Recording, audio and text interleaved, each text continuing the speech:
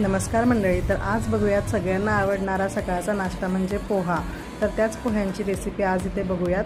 So त्यासाठी मी कढईत घातले तेल कडकडीत गरम झालं की त्यात घालायचे शेंगदाणे पोह्यात मला जरा जास्त आवडतात, त्यामुळे मी जरा थोडे शेंगदाणे भिजलेल्या पोह्यात बाजूला काढलेत आणि बाकीचे इथे. त्यानंतर त्यात घालायचा कांदा, कढीपत्ता, मिरची. तुमच्यात जर लहान बाळ खाणार असेल तर मिरचीचा साईज जरा मोठाच ठेवा आणि असं सगळं मिश्रण एकदम भाजू द्या. दुसरीकडे तो मसाला शिजतोय तोपर्यंत आपण पोहे स्वच्छ धुवून घ्यायचे आहेत आणि 5-10 मिनटं त्याला पाणी सूक होईपर्यंत एका चाळणीत काढून ठेवायचे आहेत. सो इकडे पोहा पण स्वच्छ धुवून घेतलेला आहे. दुसरीकडे आपला मसाला भाजत आला की त्यात मी घालणार आहे बटाटा. आता प्रत्येकाची आवड, कुणाला बटाटा आवडतो आवडत नाही, त्यानुसार मी इथे बटाटा घालून त्याला व्यवस्थित शिजवून घेतलेला आहे.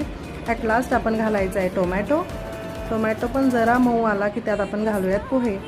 सो सगळे पोहे एकजीव करून घ्या. अगदी मिश्रण एकदम त्याचं सगळे मसाले आपल्या पोह्याला व्यवस्थित लागले की पोह्याला चव अतिशय उत्तम येते. आणि शेवटी तुम्ही थोडीशी चिमटभर साखर घालायात आणि अजूनच सुंदर चव येते. सो अशा प्रकारे झटपट पोहा तयार.